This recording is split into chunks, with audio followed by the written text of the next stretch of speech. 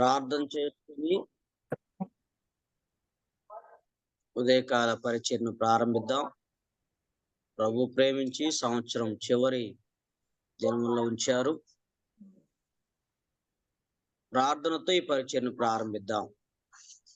మంగంపేట నుంచి దేవుని సేవకులు శైల్ తేలన్న ప్రార్థన చేస్తారు.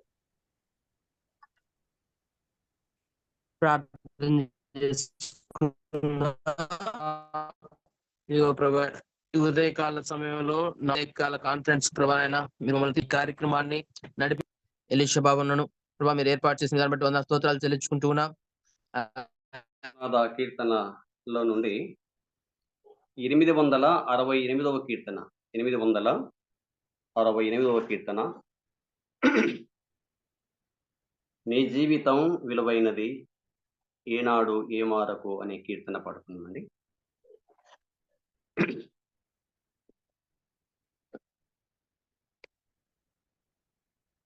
నీ జీవితం విలువైనది ఏనాడో ఏమారకు శ్రీయేసునామం నీకెంతో క్షేమం ఈనాడు యోచించుమా. నీ జీవితం విలువైనది ఏనాడు ఏమారకు శ్రీయేసునామం నీకెంతో క్షేమం ఈనాడు యోచించుమా. ఓ నేస్తమా తెలియునా ప్రభు యేసు నిన్ను ప్రేమించెను. నా నేస్తమా తెలుసుకో ప్రభు యేసు నీకై మరణించెను. నీ జీవితం విలువైనది ఏనాడు ఏమారకు యేసునామం నీకెంత క్షేమం ఈనాడు యోచించుమా. బలమైన పెనుగాలి వీచి అలలెంత పైకి లేచి బలమైన పెనుగాలి వీచి అలలెంత పైకి లేచి విలువైన నీ జీవిత నావా తల క్రిందులై వాలిపోగా విలువైన నీ జీవిత నావా తల క్రిందులై వాలిపోగా వలదు భయము నీకేలా కలడు యేసు నీ తోడు. యేసు మరణించి మరి లేచెను నిన్ను ప్రేమించి దరి చేర్చును.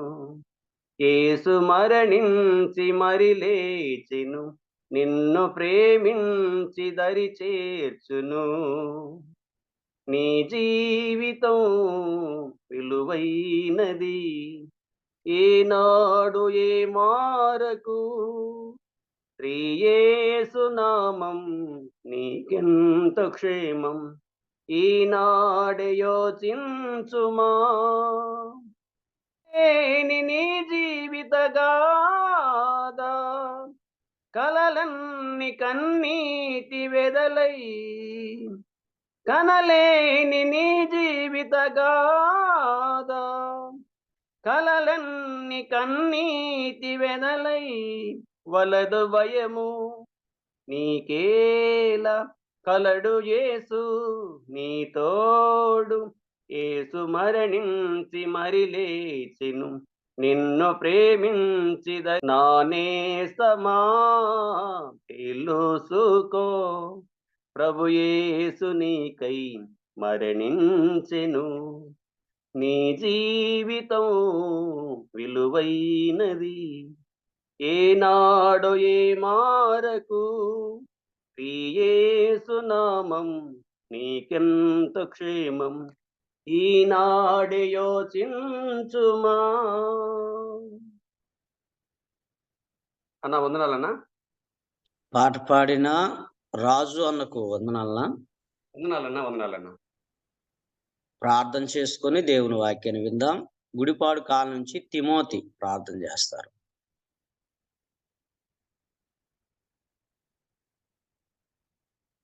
ప్రార్థన చేద్దాం.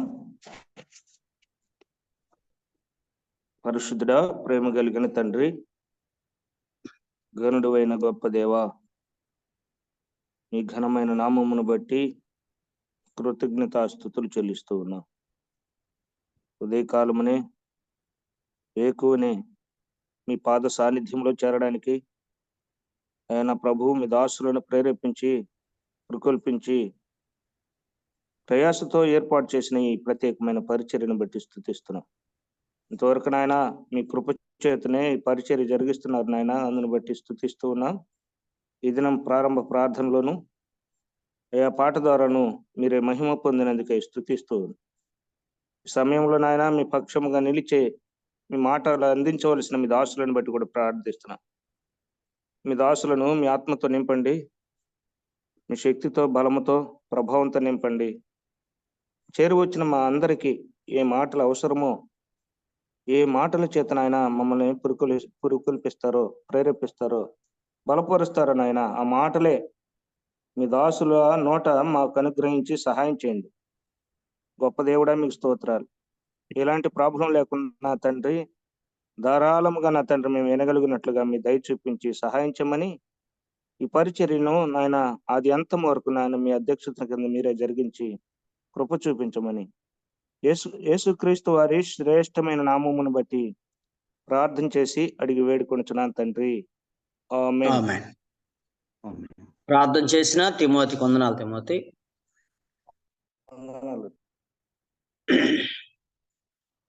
4380 రోజును దేవుడు మనకి ఈవిగా ఇచ్చారు.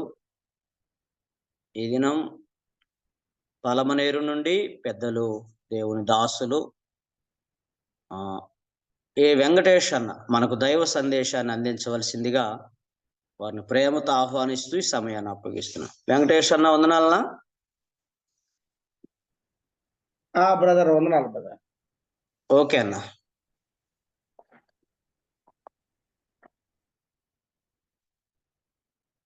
ప్రియులారా, ప్రభు అయిన యేసుక్రీస్తు నామములో మీకు అందరికీ శుభములు, వందనములు తెలియజేస్తున్నాను. ఈ మార్నింగ్ కాన్ఫరెన్స్ చక్కగా నిర్వహిస్తున్న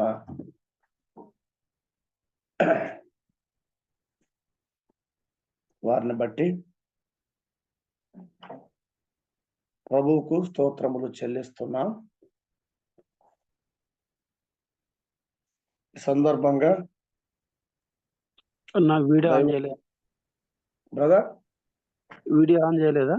అదే వీడియో ఎందుకు ఆన్ కావడం లేదు. ఒక చిన్న పల్లవి చరణం పాడుతున్నాండి. బాబు ఏదైనా అడ్జస్ట్ చేస్తాడు. ఎవరు రావడం లేదు. ఒక పల్లవి చరణం పాడండి. ఎలీష్ అన్న పాడించండి. ఎవరితో అయినా పల్లవి చరణం అంటే పాడించండి.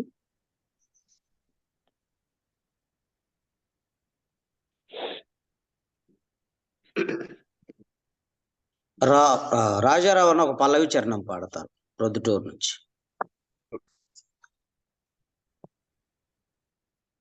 అన్న అందరికి వందనాలున్నా. 11వ కీర్తన వాడుకుందాం. నన్నెంతో ప్రేమించి స్వర్గాన్ని వీడిచి భూమికి దిగినట్టి ప్రాణనాదా, నన్ను రక్షింపాను శాపాన్ని సహిస్తూ కల్వారికెక్కిన జీవరాజా, నన్నెంతో ప్రేమించి స్వర్గాన్ని వీడిచి భూమికి దిగినట్టి ప్రాణనాథ, నన్ను రక్షింపాను శాపాన్ని సహిస్తూ కల్వారికెక్కిన జీవరాజం ఆశ్చర్యమైన ఈ ప్రేమన్ నేను ఎట్లు గ్రహింతును నిర్మలమైన ఈ స్నేహితమును ఎట్లు తీర్చుకుందును ఆశ్చర్యమైన ఈ ప్రేమన్ నేను ఎట్లు గ్రహింతును నిర్మలమైన ఈ స్నేహితమును ఎట్లు తీర్చుకొందును హృదయం కరిగిపోయింది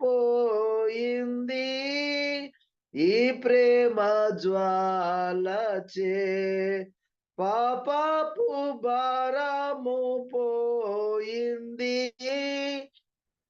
ధన్యుడనైతిని హృదయం కరిగిపోయింది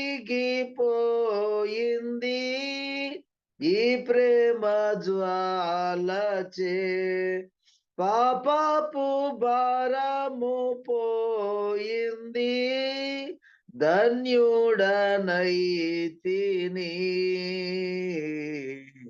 నన్నెంతో ప్రేమించి స్వర్గాన్ని విడిచి భూమికి దిగినట్టి ప్రాణనాథ నన్ను రక్షింపను శాపాన్ని సహిస్తూ కల్వారికెక్కిన జీవరాజా నన్నెంతో ప్రేమించి స్వర్గారి ఓకే అన్నా థ్యాంక్ యూ వందనాలు ఓకే అన్న. పాట పాడిన రాజరవణ కొందనాలు. వెంకటేష్ అన్న కొనసాగండి. దైవ వాక్యాన్ని ధ్యానించడానికి ప్రభు నాకు అనుగ్రహించిన గొప్ప భాగ్యాన్ని బట్టి ప్రభుని ఎంతగానో నేను స్తుతిస్తున్నాను. ఈ సందర్భంగా మనమందరము ఎరిగిన లేఖనాలే లూకాసు వార్త 2వ అధ్యాయం మొదటి 7 వచనాలు చదువుకుందామండి. లూకాసు వార్త 2వ అధ్యాయం మొదటి 7 వచనాలు. ఆ దినములలో సర్వలోకమునకు ప్రజాసంఖ్య రాయవలనని కైసర ఔగస్తు వలన ఆజ్ఞ ఆయను. ఇది కురేనియు సిరియా దేశమునకు అధిపతి అయి ఉన్నప్పుడు జరిగిన మొదటి ప్రజాసంఖ్య. అందరూ ఆ సంఖ్యలో వ్రాయబడుటకు తమ తమ పట్టణములకు వెళ్ళిరి. యోసేపు దావీదు వంశములోను పుత్రములోను పుట్టినవాడు గనుక తనకు భార్యగా ప్రదానము చేయబడి గర్భవతి అయి ఉండిన మరియతో కూడా ఆ సంఖ్యలో వ్రాయబడుటకు గలిలయలోని నజరేతు నుండి యూదయలోని బెత్లెహేము అనబడిన దావీదు ఊరికి వెళ్ళారు. వారు అక్కడ ఉన్నప్పుడు ఆమె ప్రసవ దినములు నిండాను గనుక తన తొలిచూలు కుమారుని కని పొత్తిగుడ్డలతో చుట్టి సత్రములో వారికి స్థలము లేనందున ఆయనను పశువుల తొట్టిలో పరుండబెట్టాను. పిల్లరా, ప్రభువే ఈ మాటల్ని మన కొరకై దీవించి ఆశీర్వదించునుగాక. లూకాసు వార్త చాలా శ్రేష్టమైన సువార్త. ఒక వైద్యుడు వైద్య వృత్తి కన్నా ప్రభు అయిన యేసుక్రీస్తు జీవిత విధానాన్ని, ఆయన జన్మ, ఆయన సేవ, ఆయన మరణం, ఆయన పునరుత్థానం రాయడానికి ఆయన పూనుకున్నాడు. 2 గర్భవతుల చరిత్రతో ఆయన తన సువార్తను ప్రారంభించాడు. జన్మ కదా, శిశువు జన్మించుట.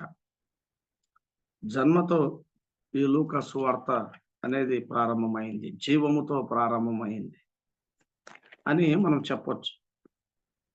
నిపుణుడైన వైద్యుడు లూకా అప్పటికే ప్రభు అయిన యేసుక్రీస్తు చరిత్రను వ్రాసిన వారు ఉన్నారు, కానీ ఇతడు చాలా తరచి శ్రేష్టమైన రీతిగా ఈ సంగతులు వ్రాయడానికి పూనుకున్నట్టుగా మనం చూస్తున్నాం.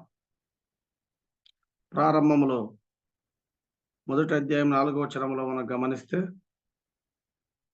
నీకు ఉపదేశింపబడిన సంగతులు నిశ్చయముగా జరిగినవి అని తెలుసుకొనుటకు, నిశ్చయముగా జరిగినవని తెలుసుకొనుటకు వాటినన్నిటినీ మొదటి నుండి తరచి పరిష్కారముగా తెలుసుకొని ఉన్న నేనును నీ పేరట వాటిని గూర్చి వరుసగా రచించుట యుక్తమని ఎంచి తిని అన్న. వివరంగా రాసిన వారు చాలా మంది ఉన్నారు, కానీ వరుసగా రచించుట యుక్తమని నేను తలంచాను అని చెప్పాడు. అన్నాడు ఘనత వహించిన థియోఫిలా.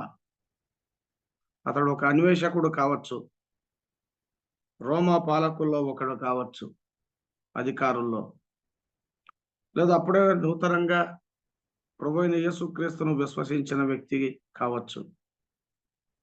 గనుక అతనికి అడ్రస్ చేశాడు, అంకితం చేశాడు లూకా అనే మాటలు ప్రారంభంలో మనం చూస్తున్నాం. ఇవి నిశ్చయంగా జరిగినవి అని తెలుసుకోవడానికి లూకా వరుసగా ఈ సంగతులు వ్రాయడానికి పూనుకున్నాడని ప్రారంభంలో చూస్తున్నాం. లూకా సువార్త 2వ అధ్యాయం ప్రారంభంలోనే ఆ దినములలో అనే మాట. అవి మంచి దినాలేం కాదు, చాలా గడ్డు దినాలు. రోమా ప్రభుత్వం కింద యూదులు నలిగిపోతున్న దినాలు.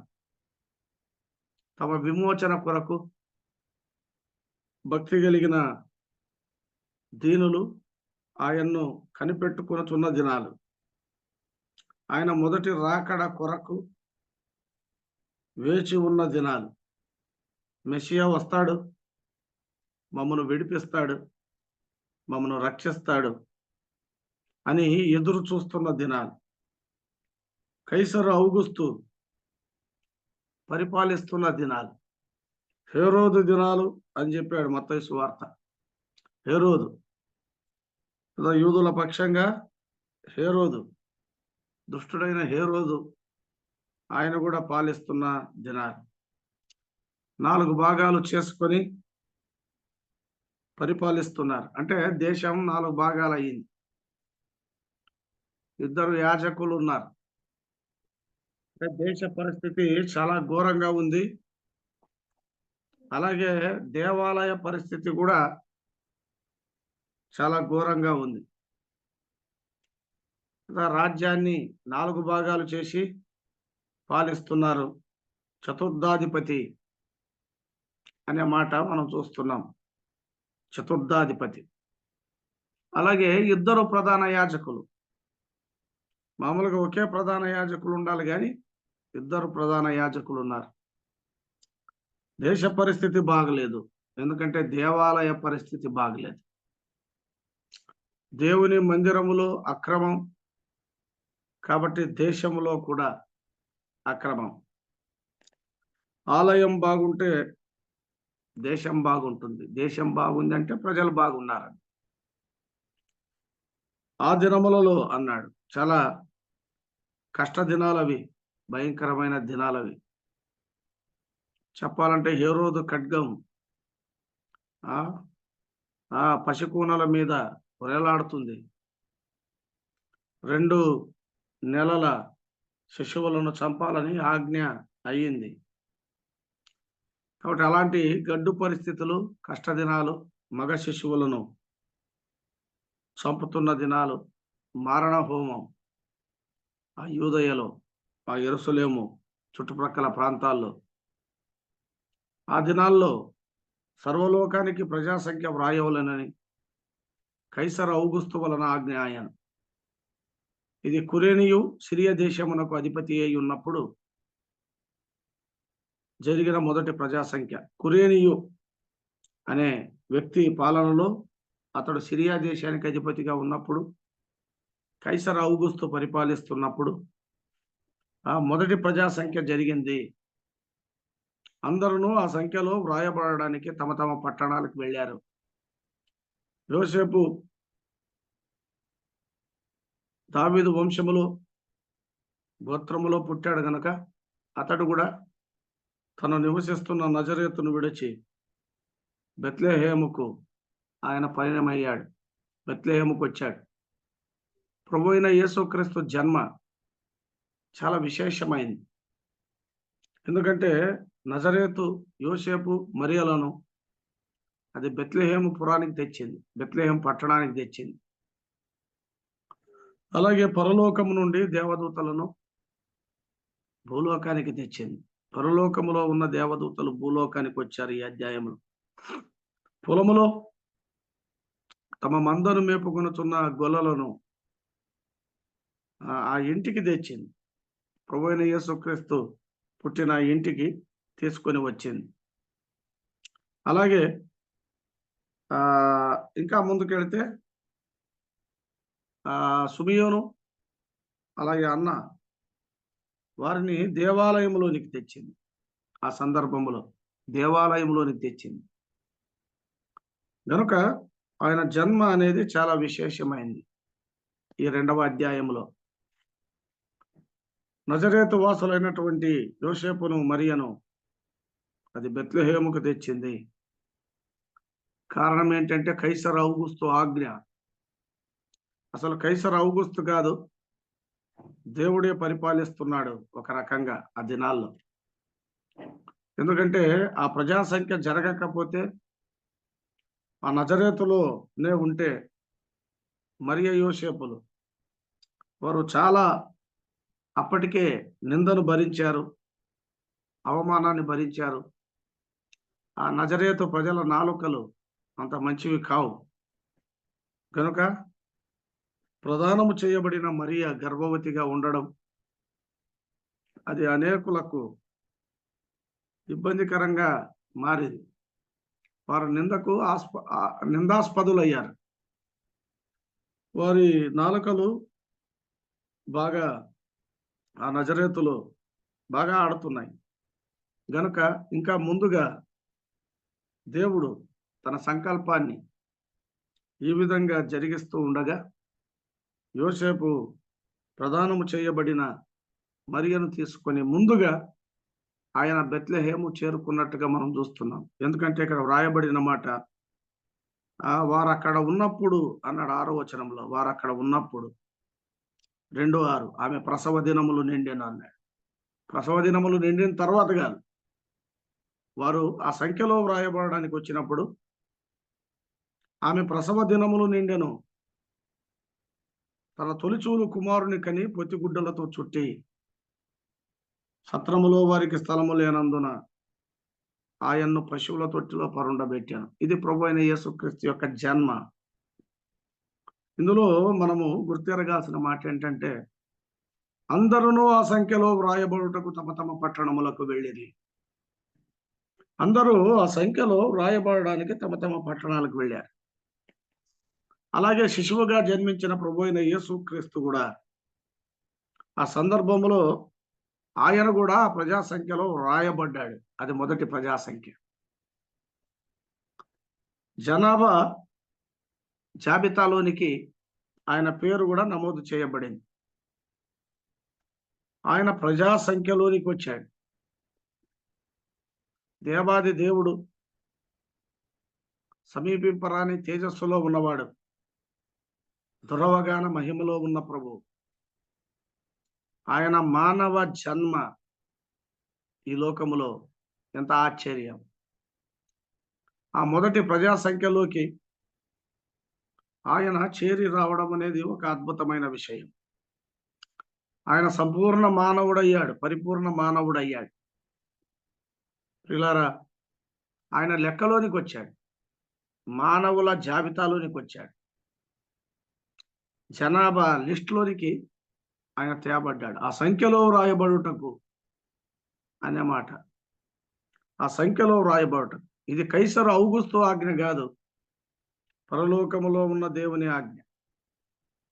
ఆయన మానవుడుగా భూలోకానికి దిగి వచ్చినప్పుడు ఆ ప్రజా సంఖ్యలో ఆయన వ్రాయబడ్డాడు. ఇది చాలా శ్రేష్టమైన మాట. యెషయా గ్రంథం 53:12 మనం గమనిస్తే ఆ ప్రజా సంఖ్యలోనికే కాదు, ఆయన అతిక్రమము చేయు వారిలో ఒకనిగా ఎంచబడ్డాడు. నీ కొరకు నా కొరకు ఆయన అక్రమకారుల్లో ఒకనిగా ఎంచబడ్డాడు, లేదా రాయబడ్డాడు. అక్రమకారుల్లో ఒకనిగా అక్రమకారుల జాబితాలోనికి వచ్చాడు, ఆ సంఖ్యలోనికి వచ్చాడు. మానవ సంఖ్యలోకి రాకపోతే, అతిక్రమము చేయు వారి లెక్కలో ఆయన చేర్చబడకపోతే నీకు నాకు రక్షణ లేదు, నీకు నాకు నిత్య జీవము లేదు. గనుక దేవుడు మానవుడై ఆ సంఖ్యలో వ్రాయబడడం, సంపూర్ణమైన మానవుడుగా ఆయన ఈ భూలోకంలో జన్మించడం, ఆయన అవతారం, ఆయన జన్మ అనేది ఎంత శ్రేష్టమైంది ఆలోచన చేయండి. 33.5 సంవత్సరాలు జీవించాడు ఆయన సంపూర్ణమైన మానవుడిగా. ఆయన ఆకలిగా ఉన్నాడు, ఆయన దాహంగా ఉన్నాడు, అంతేనా? ఆయన అలసిపోయాడు, అంతేనా? ఒక మానవునిగా తన బాధ్యతలు ఆయన భరించాడు. కలువరి శిలువలో ప్రాణం పోతున్నప్పుడు కూడా తల్లి బాధ్యతను మరొకరికి అప్పగించాడు. బాధ్యతారహితంగా ఆయన జీవించలేదు. మానవుడిగా ఆయన ఏడ్చాడు, ఆయన ఆకలి కొన్నాడు, ఆయన అలసిపోయాడు. ఆయన జీవితంలో మనము వాటన్నిటిని చూడగలం. సంపూర్ణమైన మానవుడిగా భూలోకములో మన ప్రభు అయిన యేసుక్రీస్తు జీవించాడు. అందుకే ఫిలిప్పీయులకు రాసిన పత్రికలో మనం గమనిస్తే, ఆయన దేవుని స్వరూపము కలిగిన వాడై ఉండి దేవునితో కూడా విడిచిపెట్టకూడని భాగ్యమని ఆయన ఎంచుకోలేదు. మానవ పోలికగా ఆయన పుట్టాడు, దాసుని స్వరూపమును ధరించుకున్నాడు, తన్ను తాను రిక్తునిగా ఆయన చేసుకున్నాడు. భువనాలను చేసిన వాడు భవనాల్లో కాకుండా సత్రములో వారికి స్థలము లేనందున పశువుల తొట్టిలో ఆయన పరుండబెట్టబడ్డాడు.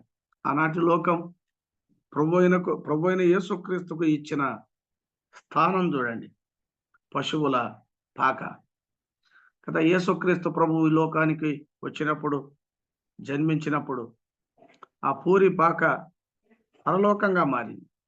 ఆ పైన నక్షత్రం, అలాగే మరియ యోసేపులు, ఆ తొట్టిలో పరుండబెట్టబడిన శిశువు, అదంతా చూస్తున్నప్పుడు, అక్కడ జరుగుతున్న ఆరాధన, వాటన్నిటినీ గమనిస్తున్నప్పుడు ఆ పూరి పాక పశువుల పాక పరలోకం నుండి దేవదూతలు భూలోకానికి వచ్చి వారు పాడుతున్నప్పుడు అది ఒక పరలోకంగా మారిపోయింది. పశువుల పాక, పూరి పాక పరలోకంగా మారిపోయింది. ప్రియులారా, పునీతమైంది. యేసుక్రీస్తు ప్రభు ఎవరి హృదయాల్లో జన్మిస్తాడో వారి హృదయాల్లో కూడా ఆనందం, సంతోషం అది పరలోకంగా మారిపోతాయి ఆ కుటుంబాలు. అందుకే పరలోకం నుండి దేవదూతలు భూలోకానికి వచ్చి వారు పాట పాడారు, సర్వోన్నతమైన స్థలములలో ఆయనకు మహిమ అనే మాట. సర్వోన్నతమైన స్థలముల్లో ఆయనకు మహిమ నిజమే గాని భూలోకములో ఆయనకు సత్రములో స్థలము లేదు. సర్వోన్నతమైన స్థలముల్లో ఆయనకు మహిమ ఉంది, ఘనత ఉంది, ప్రభావం ఉంది. కానీ భూలోకములో ఆయనకు సత్రములో స్థలము లేనందున అనే మాట. చాలా మందికి సత్రములో స్థలం ఉంది అన్నాడు.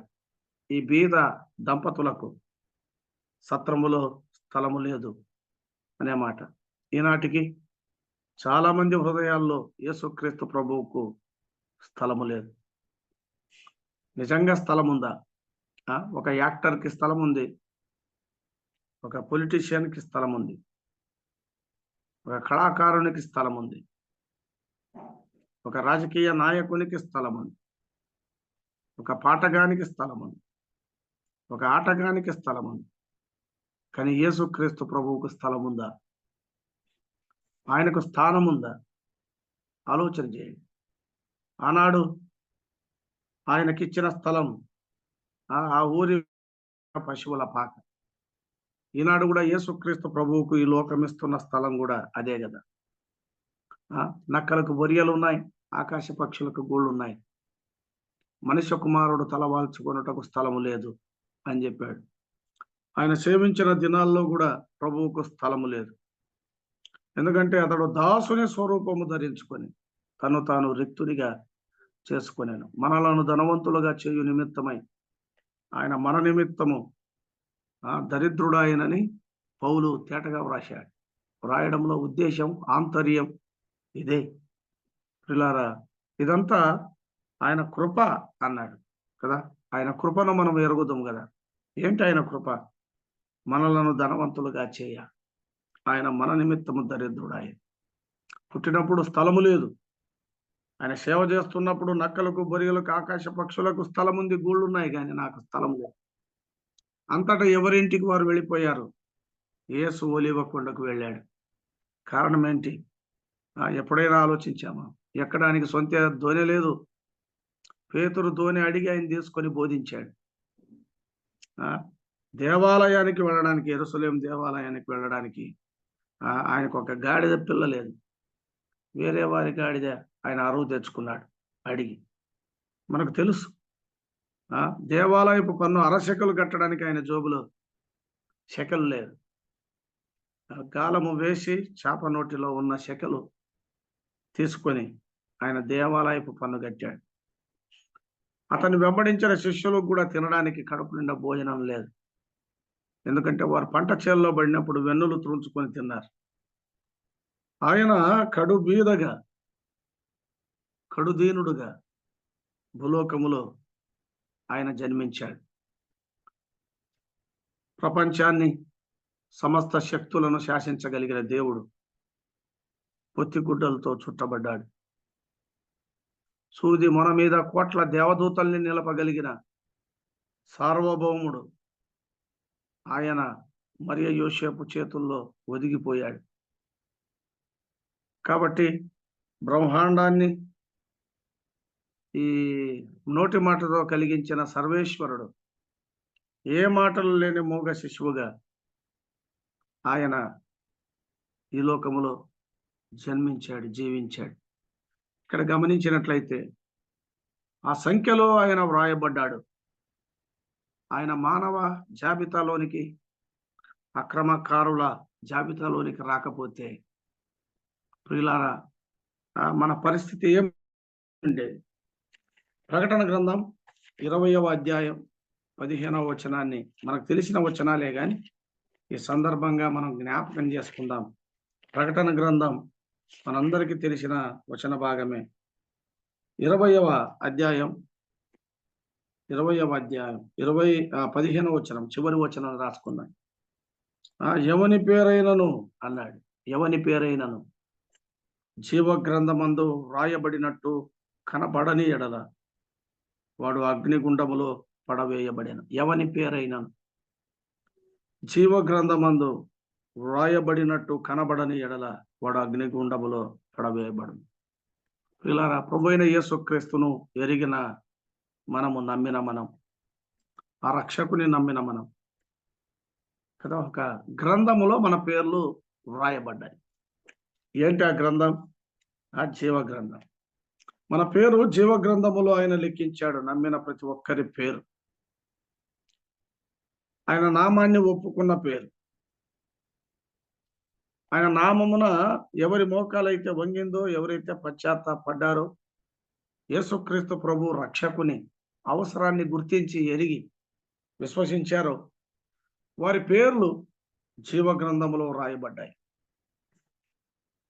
ఈ ఉదయకాలం నువ్వు ఆలోచించాల్సిందే కదా. నీ పేరు జీవ గ్రంథములో నమోదయిందా, లిఖించబడిందా? అలా లిఖించబడడానికే కదా ఆయన మానవ జాబితాలోనికి వచ్చాడు, ఆ ప్రజా సంఖ్యలోనికి వచ్చాడు, అక్రమకారుల లిస్టులోనికి ఆయన వచ్చాడు. ఆయన ఎంచబడ్డాడు కలవరి శిలువలో. అక్రమకారుల్లో ఒకనిగా ఆయన ఎంచబడ్డాడు. కాబట్టి ఆ కలవరి శిలువలో ఆయన శిలువ వేయబడ్డాడు. ఆయన శిలువ ఎందుకు, ఆ మరణం ఎందుకు, ఆయన జన్మ ఎందుకో అర్థమైందా? నీ పేరు, నా పేరు ఆయన తన జీవ గ్రంథములో వ్రాయడానికి కదా, జీవ గ్రంథములో రాయడానికి. ఎవని పేరైనను జీవ గ్రంథమందు కదా వ్రాయబడితే కదా, వ్రాయబడిన వారు ధన్యులు. ఆ పరలోకంలో జీవ వృక్షానికి హక్కుదారులు వాళ్ళు. క్రొత్త ఆకాశాన్ని చూస్తారు, క్రొత్త భూమిని చూస్తారు. 21లో చెప్పాడు, నూతనమైన యెరూషలేము అను పరిశుద్ధ పట్టణము, అలంకరించబడిన పట్టణము, పెండ్లి కుమార్తె వలె సిద్ధపడిన ఆ పట్టణాన్ని చూస్తారు, ఆ పట్టణంలో జీవిస్తారు. అక్కడ దేవుని నివాసం ఉంటుంది, అక్కడ దేవుని నివాసం ఉంటుంది. ప్రతి ప్రతి బాష్ప బిందువును వారి కన్నుల నుండి తుడిచివేస్తాడు. ఎన్నో చెప్పాడు. మరణము లేదు, మొదటి సంగతులు గతించిపోయాయి, గతించిపోయాయి. దప్పిగొనరు, ఆకలి ఉండదు, దాహం ఉండదు, వ్యాధి బాధలు ఉండవు. నూతనమైన ఆకాశం, నూతనమైన భూమి, నూతనమైన యెరూషలేము, ఇదిగో దేవుడు వారితో కూడా ఉంటాడు. అలాంటి స్వచ్ఛమైన సంతోషమైన యెరూషలేము అనే ఆ పరలోక పట్టణం, సిద్ధపరచబడిన పట్టణం నీ కొరకు నా కొరకు. అక్కడ మనం నిత్యత్వాన్ని అనుభవించబోతుంది. జీవ గ్రంథమందు పేర్లు వ్రాయబడితే, ఎవని పేరైనను జీవ గ్రంథమందు వ్రాయబడినట్టు కనబడని ఎడల, కనబడకపోతే వాడు అగ్నిగుండములో పడును అన్నాడు. అగ్నిగుండములో పడును. ఆ జాబితా కూడా ఇచ్చాడు. 8వ వచనంలో చెప్పాడు, 21:8, పిరికివారును అవిశ్వాసులను. ఆ జాబితాలో ఎవరెవరు ఉంటారు? పిరికివారు ఉంటారు, అవిశ్వాసులు ఉంటారు, అసహ్యులు ఉంటారు, నరహంతకులు ఉంటారు. చాలా లిస్టు చెప్పాడు. విగ్రహారాధికులు, వ్యభిచారులు, మాంత్రికులు, అబద్ధికులు అందరూ అగ్ని గంధకాలతో మండే గుండములో పాలు పొందుతారు. ఆ జాబితా, ఆ లిస్టు కూడా ఉంది. మనం ఆ లిస్టులో లేకుండా ప్రభువైన యేసుక్రీస్తును నమ్మి అంగీకరించి విశ్వసించిన మన పేర్లు జీవ గ్రంథములో వ్రాయబడి ఉన్నాయి. చూడండి, ఒక మాట చూద్దాం. ఫిలిప్పీలకు రాసిన పత్రిక మనకందరికీ తెలిసిన మాటే. 4వ అధ్యాయం 3వ వచనంలో పౌలు ఆ మాటను మరలా గుర్తు చేసినట్టుగా మనం చూస్తున్నాం. ఫిలిప్పీలకు రాసిన పత్రిక 4వ అధ్యాయం 3వ వచనంలో ఒక మాట ఉంది. 4:3. అవును, నిజమైన సహకారి ఆ స్త్రీలు. ఏ స్త్రీలు?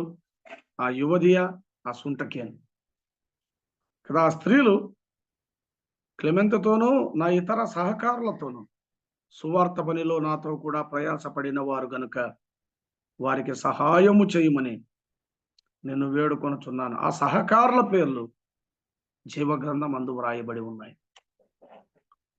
అసలు అక్రమకారుల లిస్టులో ఉన్న మనం, పాపుల జాబితాలో ఉన్న మనం, అగ్ని గంధకాలతో మండే గుండానికి వెళ్ళే వరుసలో మనం ఉన్నాం. ఆ వరుసలో ఉన్న మనల్ని, ఆ సంఖ్యలో ఉన్న మనల్ని ఆయన జీవ గ్రంథములో మన పేర్లు లిఖించాడు. మన పేర్లు జీవ గ్రంథమందు రాయబడి ఉన్నాయి. ఇక్కడ కూడా పౌలు అదే జ్ఞాపకం చేస్తున్నాడు. ఆ సహకారుల పేర్లు జీవ గ్రంథమందు వ్రాయబడి ఉన్నాయి. ప్రభు అయిన యేసుక్రీస్తును నమ్మి ప్రభును సేవిస్తూ, ఆయన అనుభవిస్తూ, ఆయన గురించి సాక్ష్యమిస్తూ, సువార్త ప్రకటిస్తూ ఉన్న ఆ సువార్త పనికి సహకారులుగా ఉన్న ఈ స్త్రీల పేర్లు జీవ గ్రంథమందు వ్రాయబడ్డాయి. జీవ గ్రంథమందు వ్రాయబడ్డాయి. ప్రియులారా, నీ పేరు, నా పేరు జీవ గ్రంథమందు వ్రాయబడ్డాయి. ఆలోచన చేయండి.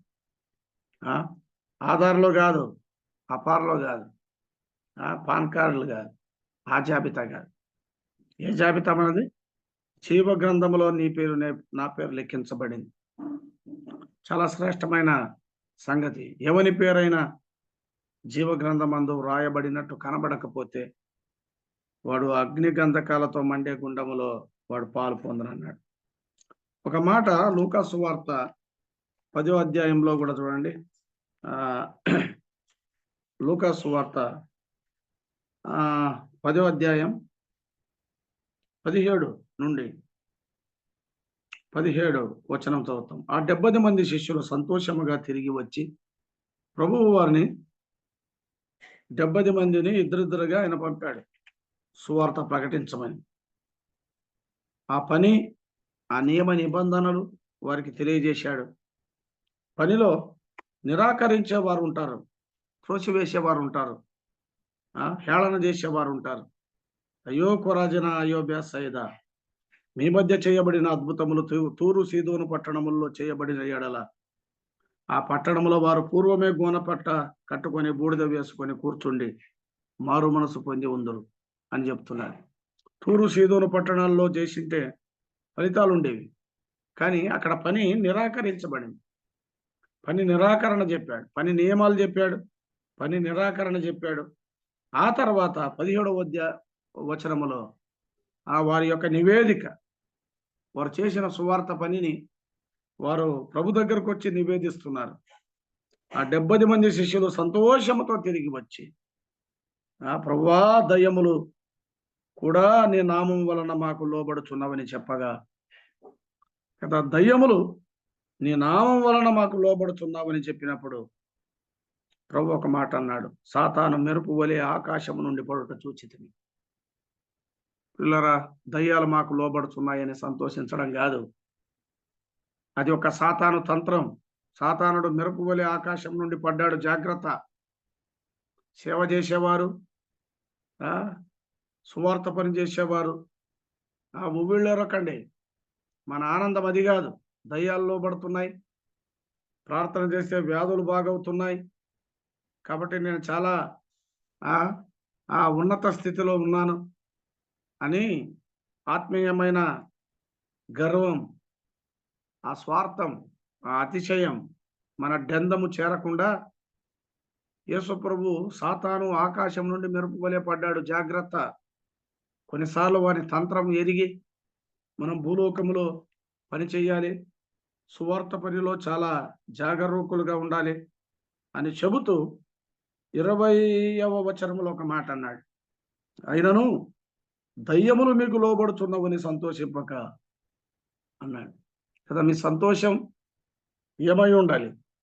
దయ్యాలు లోబడుతున్నాయని కాదు, మీ ద్వారా స్వస్థతలు జరుగుతున్నాయని కాదు, అద్భుత కార్యాలు జరుగుతున్నాయని కాదు, సూచక క్రియలు జరుగుతున్నాయని కాదు. కొన్నిసార్లు సాతానుడు కూడా వీటిని మీ ద్వారా జరిగిస్తాడు. అవి కాదు మరి దేన్ని బట్టి మన సంతోషం? మీ పేరులు పరలోకమందు వ్రాయబడి ఉన్నవి. సంతోషించండి, మీ పేర్లు పరలోకమందు వ్రాయబడ్డాయని సంతోషించండి. కదా, పరలోకమందు మీ పేర్లు రాయబడ్డాయి. మన పేర్లు ప్రజాసంఖ్యలో కాదు, ఆధార్లో కాదు, అపార్లో కాదు,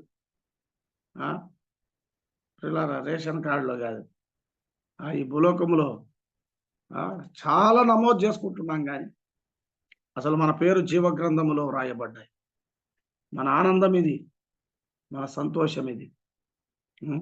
మనం ఆ సంఖ్యలో వ్రాయబడడానికి ఆయన ప్రజా సంఖ్యలోకి వచ్చింది. ఎందుకంటే నీ పేరు, నా పేరు పరలోకమందు వ్రాయబడడానికి, మనల్ని పరలోకపు హక్కుదారులుగా, ఆ జీవవృక్షానికి హక్కుదారులుగా, ఆ పరలోకపు పట్టణపు పౌరులుగా. మనం ఈ లోకానికి చెందిన వారం కాము, పరలోకానికి చెందిన వారం. పరలోకం యొక్క పౌరసత్వం ఆయన నీకు నాకు ఇచ్చాడు. ఆనాడు రోమా పౌరసత్వం అంటే చాలా విలువైంది, కానీ ఈనాడు మనల్ని పరలోకపు పౌరులుగా ఆయన చేయడం, మన పేర్లు జీవగ్రంథమందు వ్రాయబడడం. ఇలారా, మన పేర్లు జీవగ్రంథమందు వ్రాయబడ్డాయా? ఒకసారి ఆలోచన చేసుకుందాం. చూడండి, ఎవరి పేరైనను జీవగ్రంథమందు వ్రాయబడినట్టు కనబడకపోతే వాడు అగ్ని గంధకాలతో మండే గుండంలో పాలు పొందుతాడు. మనం ఇంకా మన పేర్లు, మన జాబితా ఎక్కడ అనే విషయాన్ని కొంత ఆలోచన చేద్దాం. చూడండి, కీర్తనల గ్రంథం 69:28. కీర్తనల గ్రంథం మనకందరికీ తెలిసిన సంగతులే. 69 కీర్తనల గ్రంథం 69వ అధ్యాయం 28వ వచనాన్ని ఒకసారి మనం చదువుకుందాం. 69:28 కీర్తనల గ్రంథం 69వ అధ్యాయం 28వ వచనాన్ని ఒకసారి మనం చదువుకుందాం. జీవగ్రంథములో నుండి వారి పేరు తుడుపు పెట్టుము, నీతిమంతుల పట్టిలో వారి పేర్లు రాయకుము అన్నాడు. పిల్లరా, కదా, జీవగ్రంథములో మన పేర్లు రాయబడ్డాయి. మనం సంతోషించాలి. మన సంతోషం, మన ఆనందం అది. అంతేనా అంటే అక్కడ ఇంకొక పట్టి చెప్పాడు కదా. ఏ పట్టి? నీతిమంతుల పట్టిలో అన్నాడు. కదా, జీవ గ్రంథమందు నీ పేరు రాయబడింది నిజమే, నిత్య జీవానికి వారసుడయ్యావు నిజమే, కానీ నీతిమంతుల పట్టిలో రాయబడ్డావా? నీతిమంతుల పట్టిలో నీ పేరుందా? నీతిమంతుల జాబితాలోనికి నువ్వు వచ్చావా? అబ్రహాము దేవుని నమ్మెను, అది అతనికి నీతిగా ఎంచబడెను. నీతిమంతుడు విశ్వాస మూలముగా జీవించును. అనుదిన భక్తి జీవితం, క్రైస్తవ జీవితం, సేవా జీవితం పిల్లరా విశ్వాస మూలంగా బ్రతుకుతున్నామా? మనము నీతిమంతులమైతే విశ్వాస మూలంగా బ్రతుకుతాం. నీతిమంతుడు విశ్వాస మూలంగా జీవిస్తాడు. విశ్వాస మూలంగా జీవించడం అంటే అనుదినము దేవుని నమ్మడం, విశ్వసించడం, ఆయన పైన ఆధారపడడం. ఆయన మనల్ని నీతిమంతులుగా చేశాడు. ఆ పవిత్రమైన నిర్మలమైన జీవితాన్ని కాపాడుకుంటూ ఈ లోకములో బ్రతకడం ఆలోచన చేయండి. మూర్ఖమైన వక్రజనం మధ్య మీరు నిరపరాధులుగా, అనింద్యులుగా, దేవుని కుమారులుగా మీరు బ్రతకాలి జీవవాక్యమును చేతపట్టుకొని అని చెప్పాడే.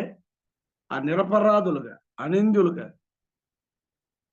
దేవుని కుమారులుగా, దేవుని పిల్లలుగా మనం జీవించడం అనేది ఎంత శ్రేష్టమైంది. హెజ్కేలు గ్రంథం 14వ అధ్యాయం 4వ వచనంలో చెప్పాడు కదా. ఒక మాట చూడండి. హెజ్కేలు గ్రంథం 14వ అధ్యాయం 4వ వచనంలో ఒక మాట మనందరికీ తెలిసిన మాట ఏది? 14:4 కావున క్షమించండి 14 నోవహును, దానియేలును, యోబును ఈ ముగ్గురు అట్టి దేశములో ఉండినను అన్నాడు. ఎట్టి దేశం అది? నోవహు ఉన్న దేశం ఎలాంటిది ఆలోచన చేయండి.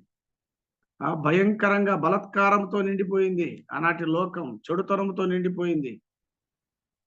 పిల్లరా, చాలా భయంకరమైన లోకం అన్నాడు. దేవుడు ఆ నీటి వరదతో ఆ లోకాన్ని తుడిచివేశాడు, ప్రవాహంతో ముంచివేశాడు. అట్టి దేశంలో నోవహు ఎలా ఉన్నాడు? నీతిమంతుడుగా ఉన్నాడు. ఈ తరము వారిలో నీవే నాకు నీతిమంతుడుగా కనబడ్డావు, నిందారహితుడుగా కనబడ్డావు. అతడు నీతిమంతుడుగా, నిందారహితుడుగా జీవించడానికి ఒకే ఒక కారణం ఏంటంటే అతడు దేవునితో కూడా నడిచాడు. అలాంటి దినాల్లో దేవునితో నడవడం సాధ్యం అంటే సాధ్యం కాదు. దేవునితో నడవడం సాధ్యం కాని దినాలవి. భూమి బలాత్కారంతో నిండిపోయిన దినాలు. అలాంటి దినాల్లో అక్రమము విస్తరించిన దినాలు. భూలోకం చెడిపోయింది అన్నాడు. భూలోకమే చెడిపోయింది. అలాంటి దేశంలో, అట్టి దేశంలో ఉండినను నోవహు, దానియేలు, బబులోను ఒక రకంగా చెప్పాలంటే నపుంసకులుగా చేయబడ్డారు. దేవుని కొరకు నపుంసకులు. ఎలాంటి బాధ, ఎలాంటి శ్రమ, ఎలాంటి అవమానం. ఆ రాజకుమారులే, కానీ ఎలాంటి శ్రమను వారు అనుభవించారు అట్టి దేశములో. దానియేలు కదా, యోబు జీవించిన కాలం అది ఎలాంటి కాలం. భూమి మీద ఆ ఊజు దేశములో యోబు వంటి మానవుడే లేడు కదా. యోబే భక్తిపరుడు. యోబు మాత్రమే భక్తిపరుడు, చెడుతరమును విసర్జించిన వాడు. ఆ కాలములో ఆ దేశములో అని చెప్పాడు. అట్టి దేశములో ఉండినను వారు తమ నీతి చేత తమను మాత్రమే రక్షించుకొందురు, తమ నీతి చేత అన్నాడు కదా. వారు తమ నీతి చేత జీవించారు. అలాంటి లోకములు వారు నీతిమంతుల జాబితాలోకి వచ్చారు. చూడండి, నీతిమంతుల పట్టిలో ఎవరున్నారు? నోవహు ఉన్నాడు. నీతిమంతుల పట్టిలో ఎవరున్నారు? దానియేలు ఉన్నాడు. నీతిమంతుల పట్టిలో ఎవరున్నారు? యోబు ఉన్నాడు. నీతిమంతుల పట్టిలో ఇంకా చాలా మంది భక్తులు ఉన్నారు. కానీ ఆ పట్టిలో నువ్వు ఉన్నావా? ఆ పట్టిలో మన పేరు రాయబడిందా? జీవగ్రంథంలో రాయబడిందిలే, కానీ నీతిమంతుల పట్టిలో నీ పేరుందా? ఆ సంఖ్యలో నీ పేరుందా? ఆ జాబితాలో నీ పేరుందా? నీతి చేత మనం బ్రతుకుతున్నామా, లేదా దుర్నీతిలో జీవిస్తున్నాము? ఉదయకాలం ఒకసారి మనల్ని మనం పరీక్షించుకుందాం. నీతిమంతుల పట్టిలో అనే మాట. నీతిమంతుల పట్టి ఉంది, నీతిమంతుల జాబితా ఉంది కదా. నీతిమంతుల జాబితాలో నోవహు ఉన్నాడు, నీతిమంతుల జాబితాలో దానియేలు ఉన్నాడు, నీతిమంతుల జాబితాలో యోబు ఉన్నాడు, ఇంకా ఎంతో మంది భక్తులు ఉన్నారు నీతిమంతుల జాబితాలో. లోతు కూడా తన నీతి గల మనస్సును నొప్పించుకొనొచ్చు కదా, తన నీతి గల మనస్సును నొప్పించుకొనొచ్చు. ఆనాటి దుష్ట లోకములో ఎంతో మంది భక్తులు కదా తమ నీతి ద్వారా బ్రతికిన వాళ్ళు, జీవించిన వారు, కాపాడబడిన వారు ఉన్నారు పిల్లారా. కాబట్టి నీతిమంతుల జాబితాలో నీ పేరుందా? నీతిమంతుల జాబితాలో నా పేరుందా? మూడవదిగా మనం గమనిస్తే కీర్తనల గ్రంథం 99వ కీర్తన గ్రంథం 99వ కీర్తన 6వ చరణం. కీర్తనలు 99 6వ చరణంలో ఒక మాట చదువుదాం చూడండి. 99:6 99వ అధ్యాయం 6వ వచనం. ఆయన యాజకులలో మోషే అహరోనులు ఉండేది. ఆయన యాజకులలో మోషే అహరోనులు ఉండేది. ఆయన నామమును బట్టి ప్రార్థన చేయు వారిలో సమూయేలు ఉండెను. ఆయన నామమును బట్టి ప్రార్థన చేయు వారిలో సమూయేలు ఉండెను కదా. యాజకుల జాబితాలో ఆయన సేవించే వారి జాబితా ఉంది. యాజకుల జాబితాలో మోషే ఉన్నాడు, అహరోనులు ఉన్నారు. కానీ ప్రార్థన చేయు వారిలో, ఆ సంఖ్యలో, ఆ గుంపులో, ఆ జాబితాలో, ఆ వరుసలో ఎవరున్నారు? సమూయేలు ఉండేను కదా. సమూయేలు ఏ జాబితాలో ఉన్నాడు? పిల్లరా, ప్రార్థన చేయు వారి జాబితాలో, ఆ సంఖ్యలో ఆయన ఉన్నాడు కదా. ప్రార్థన చేయు వారి సంఖ్య ఉంది, ఆ సంఖ్యలో ఆయన ఉన్నాడు, ఆ జాబితాలో ఉన్నాడు కదా. నీ పేరు ఆ జాబితాలో ఉందా? జీవ గ్రంథమందు మన పేర్లు వ్రాయబడి ఉన్నాయి. మనం సంతోషిస్తున్నాం, ఆనందిస్తున్నాం. పరలోక పౌరులుగా పౌరసత్వం కలిగి మనం ఆనందిస్తాం. ఒక రోజున స్వతంత్రించుకుంటాం నిజమే. కానీ భూలోకములో ఆయన కొరకు మనం నీతిగా జీవిస్తున్నాం. మన పేర్లు ఆ నీతిమంతుల పట్టిలో ఉన్నాయి. ఆ సంఖ్యలో మనం రాయబడ్డాము. అది ఒకటి కదా. మూడవది ఏంటంటే ప్రార్థన చేయు వారిలో సమూయేలు ఉన్నాడు. సమూయేలు ప్రార్థనా పుత్రుడు. షమ్మా అంటే వినుట, దేవుడు ఆలకించాను. సమూయేలును చూసినప్పుడు మనకు అర్థమయ్యే విషయం ఏం లేదు, దేవుడు వింటాడు మన ప్రార్థన కదా. సమూయేలును చూస్తే మనకు అర్థమయ్యే విషయం అది. తల్లి ప్రార్థనా పరురాలు. చెప్పాలంటే ఆయన కన్నీటి ప్రవాహం మీద దేవుని సింహాసనం వేయబడింది ఆ రోజుల్లో. ఆమె కన్నీటి ప్రార్థన ప్రవాహం మీద దేవుడు తన సంకల్పాన్ని, తన సింహాసనాన్ని వేశాడు. షిలోహు దేవాలయం పాడైపోయింది, దీపం ఆరిపోతున్న పరిస్థితుల్లో హన్నా ప్రార్థన సమూయేలునిచ్చింది ఆనాటి ఇశ్రాయేలు సమాజానికి కదా. నీ ప్రార్థన నా ప్రార్థన, నీ ప్రార్థన నా ప్రార్థన. మనం ప్రార్థించే వారమేనా? మన ప్రార్థన ద్వారా దేవుడు కార్యాలు జరిగిస్తున్నాడా? ఆయన తన సంకల్పాన్ని జరిగిస్తున్నాడా? మన కన్నీటి ప్రార్థనల పైన ఆ దేవుని యొక్క సింహాసనం, అధికారం స్థాపించబడుతుందా? మనం ప్రార్థించే వారమేనా? మనం మొరపెట్టే వారమేనా? వీళ్ళారా, ప్రార్థించే ఆ ప్రార్థన వీరుల జాబితాలో నీ పేరుందా? ప్రార్థిస్తున్నామా? వీళ్ళారా, ఎంతో మంది ప్రార్థనా పరులు ఉన్నారు, ఎన్నో గొప్ప గొప్ప కార్యాలు చేశారు.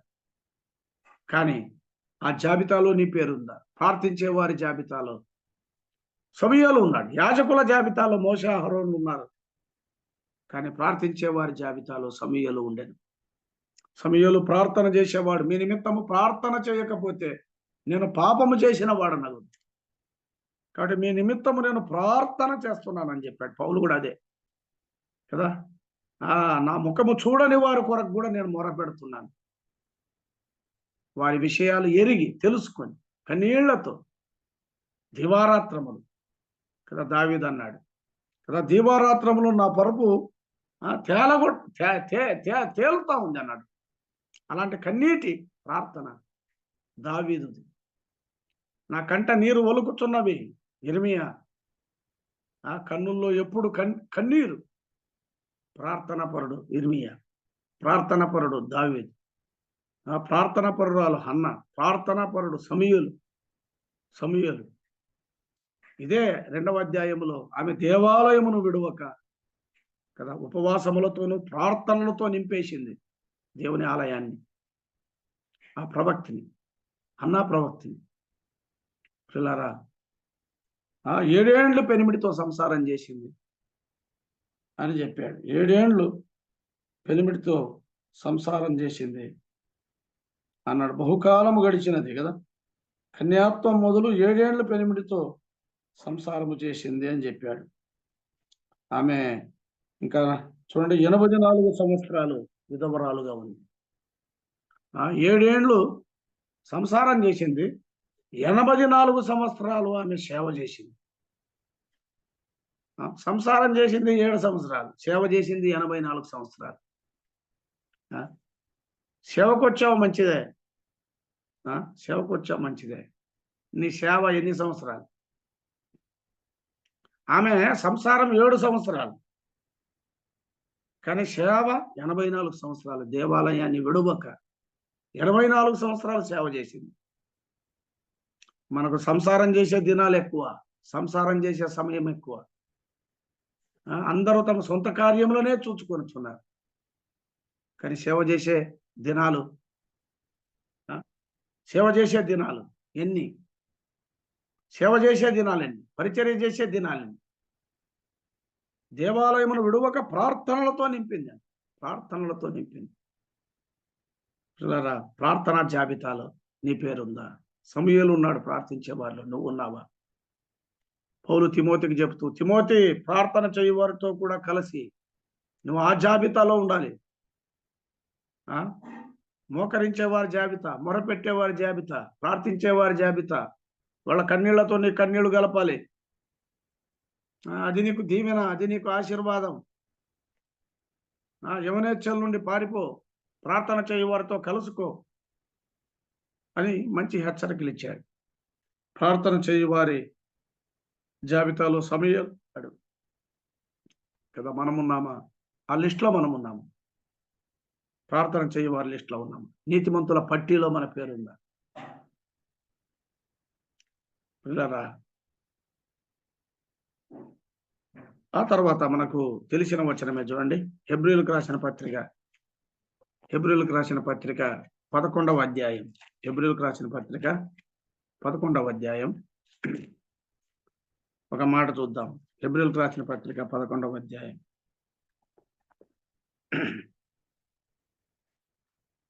4వ వచనం. 11:4. విశ్వాసమును బట్టి హేబేలు కయ్యను కంటే శ్రేష్టమైన బలి దేవునికి అర్పించెను. దేవుడు అతని అర్పణలను గురించి సాక్ష్యం ఇచ్చినప్పుడు అతడు ఆ విశ్వాసమును బట్టి నీతిమంతుడని సాక్ష్యము పొందెను. 13వ వచనం. వీరందరూ ఆ వాగ్దానముల ఫలము అనుభవింపకపోయినను దూరము నుండి చూచి వందనము చేసి తాము భూమి మీద పరదేశులమును యాత్రికులమునై ఉన్నామని ఒప్పుకొని విశ్వాసము గలవారై మృతి పొందిరి. వీరందరూ అన్నాడు. వీరందరూ అంటే అక్కడ ఎవరున్నారు? అది ఎవరి జాబితా? విశ్వాస వీరుల పట్టి, విశ్వాస వీరుల జాబితా. వారి విశ్వాసాన్ని బట్టి నీతిమంతుడని సాక్ష్యం పొందిన వారు ఉన్నారు. విశ్వాసాన్ని బట్టి దేవునికి ఇష్టలైన వారు ఉన్నారు. దేవునితో కొనిపోబడిన వారు ఉన్నారు. విశ్వాసాన్ని బట్టి పిలుపుకు లోబడిన వారు ఉన్నారు. విశ్వాసాన్ని బట్టి ఎన్నో పరాక్రమ కార్యాలు చేసిన వారు ఉన్నారు. విశ్వాసము ద్వారా రాజ్యాలను జయించిన వారు ఉన్నారు. నీతి కార్యాలు జరిగించిన వారు ఉన్నారు. వాగ్దాన ఫలములను పొందిన వారు ఉన్నారు. సింహపు నోళ్లను మూసిన వారు ఉన్నారు, అగ్ని బలమును చల్లార్చిన వారు ఉన్నారు, ఖడ్గదారును తప్పించుకున్న వారు ఉన్నారు, బలహీనులుగా ఉండి బలపరచబడిన వారు ఉన్నారు, యుద్ధములో పరాక్రమశాలులై శత్రువుల సేనలను పారద్రోలిన వారు ఉన్నారు. వీరందరూ అన్నాడు, వీరందరూ కదా విశ్వాస వీరులుగా, విజయ వీరులుగా, విశ్వాస వీరులుగా, విశ్వాసాన్ని బట్టి దేవుని కొరకు కార్యాలు చేసిన వారు ఉన్నారు. విశ్వాస వీరుల జాబితా కదా. విశ్వాసుల వీరుల పట్టిలో హేబేలు ఉన్నాడు, అబ్రహాం ఉన్నాడు, నోవహు ఉన్నాడు, ఎంతో మంది ఉన్నారు. కానీ ఆ జాబితాలో నీ పేరుందా? విశ్వాస వీరుల జాబితాలో నీ పేరుందా? ఒకసారి ఆలోచన చేయండి. విశ్వాస వీరుల జాబితాలో నీ పేరు రాయబడింది. ప్రియులారా, నేను ముగించేస్తాను. చూడండి, మరొక మాట మనం చూద్దాం. నేను ముగించేస్తాను త్వరగా, సమయం అయింది గనక క్షమించండి. లూకా సువార్త 2వ అధ్యాయంలో ఆయన ప్రజా సంఖ్యలోకి వచ్చాడని మనం విన్నాం. ఆ తర్వాత మనం గమనిస్తే ప్రకటన గ్రంథం 11వ అధ్యాయం 1వ వచనాన్ని చదువుకుందాం. ప్రకటన గ్రంథం 11వ అధ్యాయం 1వ వచనం. మరియు ఒకడు చేతి కర్ర వంటి కులకర్ర నాకిచ్చి, నువ్వు లేచి దేవుని ఆలయమును బలిపీఠమును కొలత వేసి, దేవుని ఆలయాన్ని బలిపీఠాన్ని కొలత వేసి ఆలయములో పూజించు వారిని లెక్క పెట్టుము అన్నాడు. ఆలయములో పూజించు వారిని లెక్క పెట్టు కదా. ఆ దేవాలయాన్ని కొలత వేయి, బలిపీఠాన్ని కొలత వేయి. పూజించేవారు ఎంతమంది? ఆరాధించేవారు ఎంతమంది? ఆరాధికుల్ని లెక్క పెట్టు, పూజించే వారిని లెక్క పెట్టు. పిల్లరా, స్థానిక సంఘానికి చాలా మంది వస్తున్నారు, కానీ ఆరాధించేవారు ఎంతమంది? ఆత్మతో సత్యముతో ఆయన పూజించేవారు ఎంతమంది? ఇలా ఆరాధించేవారి లెక్కలో నీవు ఉన్నావా? పూజించేవారి లెక్కలో ఉన్నావా? ఆత్మతో సత్యముతో ఆయన సేవిస్తున్నావా? ఆయనకు అర్పిస్తున్నావా? ఈ ఉదయకాలం ఆ జాబితాలో నీ పేరుందా?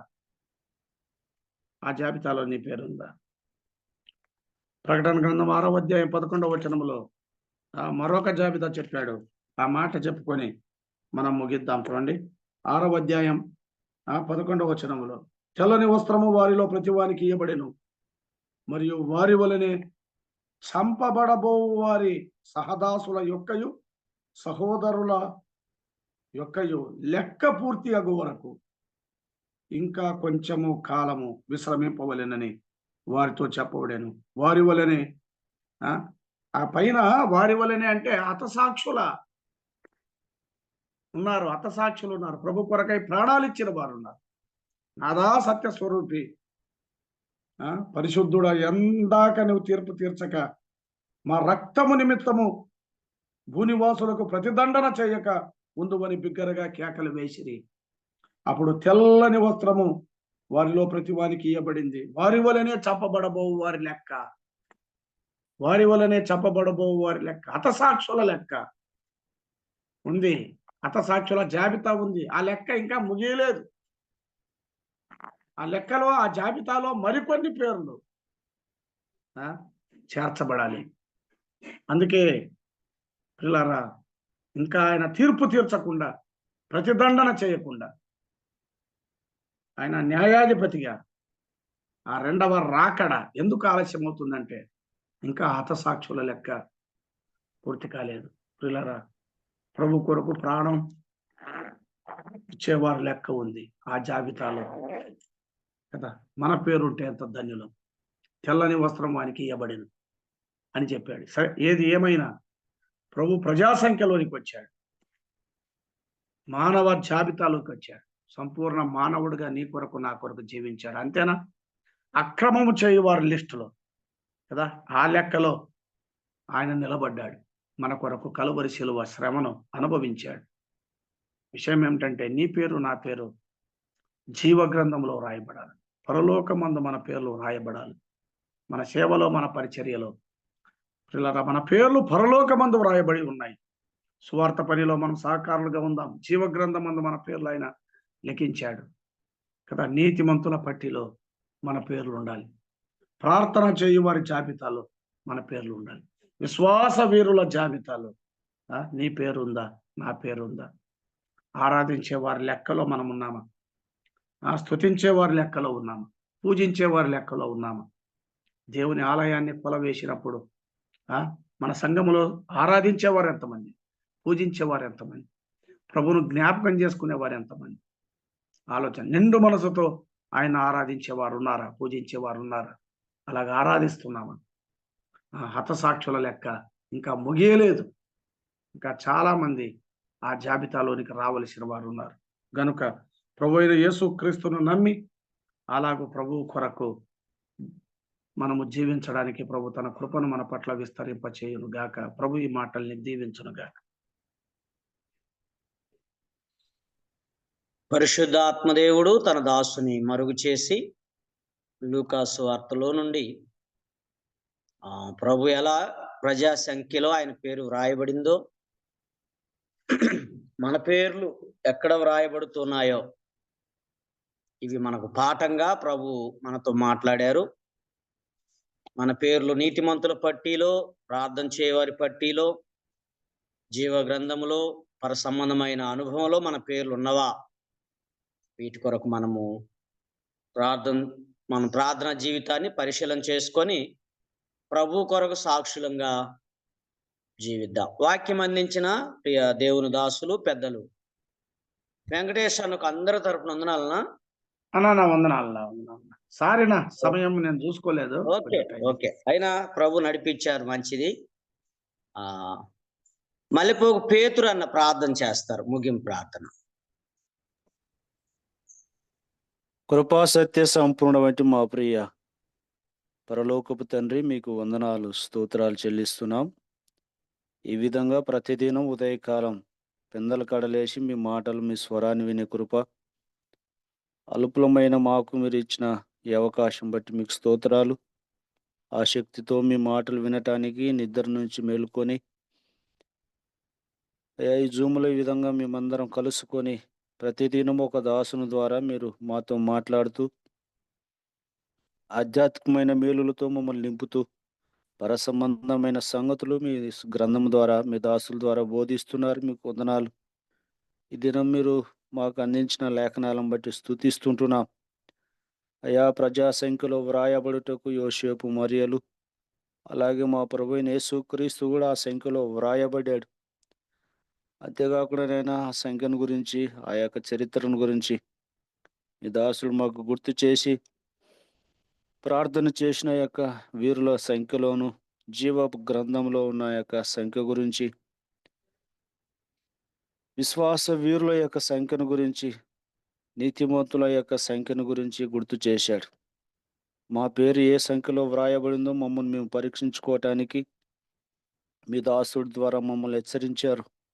అయా, విశ్వాసులము, దేవుని పిల్లలము, స్వార్థికులము, పెద్దలమని చెప్పుకోవటం కాదు, కానీ మా పేర్లు ఎక్కడ వ్రాయబడ్డావో దాన్ని బట్టి సంతోషించాలని మీ దాసుని ద్వారా హెచ్చరించారు. ఆ ప్రకారంగా మమ్మల్ని మేము పరీక్షించుకోవటానికి కృప చూపండి.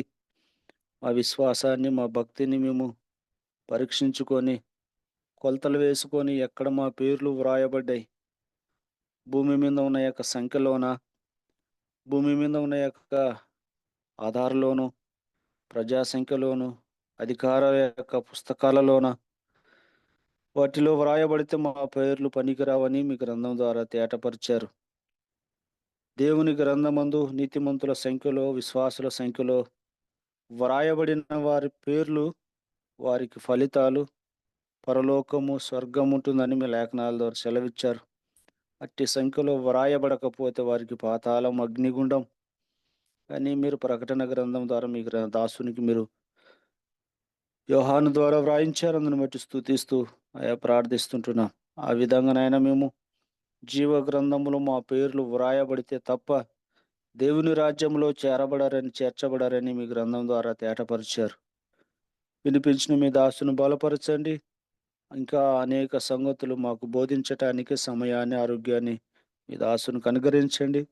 విన్న మేమందరము మీరు చెప్పిన మాటలు, మీ దాసుని ద్వారా మీరు బోధించిన మాటల ప్రకారంగా జీవించటానికి పరిశుద్ధాత్మని యొక్క కాపుదలలో మమ్మల్ని పెంచి నడిపిస్తున్న మా ప్రియులను బట్టి మీకు స్తోత్రములు చెల్లిస్తూ ఈ మనవులు మా ప్రభువును, మా రక్షకుడు, మా విమోచకుడునైనా యేసుక్రీస్తు పరిశుద్ధమైన నామమున ప్రార్థిస్తుంటున్నాను తండ్రి.